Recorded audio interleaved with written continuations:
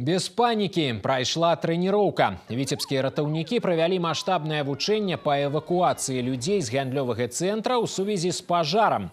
Паводле легенды, на паркоўцы здэтанавала выбуховае прыстасаванне. Агонь распаўсюдзіўся па паверхах будынка.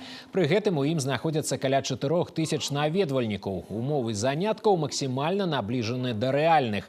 У ліквідацыі надзвычайнай сітуацыі удзельнічаюць звыш 80 супрацоўнікаў МНС, задзейнічалі больш за 21 спецтэхнікі.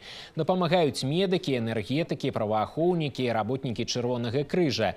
Дзеянні спецыялістаў зладжаныя, каманды кіраўнікоў дакладныя, службы працуюць скаардынавана.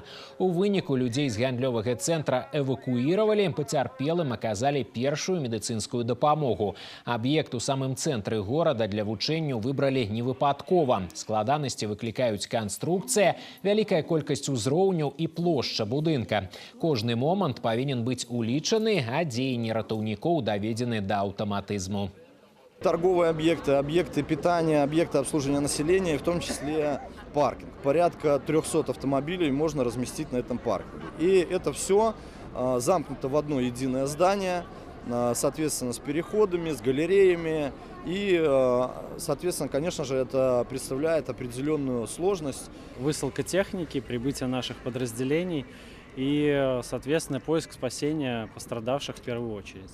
Вот. Далее, конечно, проводим разведку дополнительно и определяем место пожара, очаг и пытаемся его ликвидировать. Планировка своеобразная, в которой будет очень тяжело, особенно в задымленной зоне, когда кромешная тьма, найти пострадавших. Здесь проектом предусмотрено уже было изначально и пожарная сигнализация, система пожаротушения, которая включается автоматически в работу, ну и, естественно, действия персонала.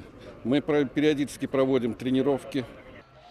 Ратаўнікі паўночнага рэгіёна сумесна з прадстаўнікамі іншых службаў перыядычна праводзяць заняткі ў месцах масавага знаходжання людзей на стратэгічных аб'ектах і прадпрыемствах у якасці трэніроўкі і для павышэння прафесійнага ўзроўню.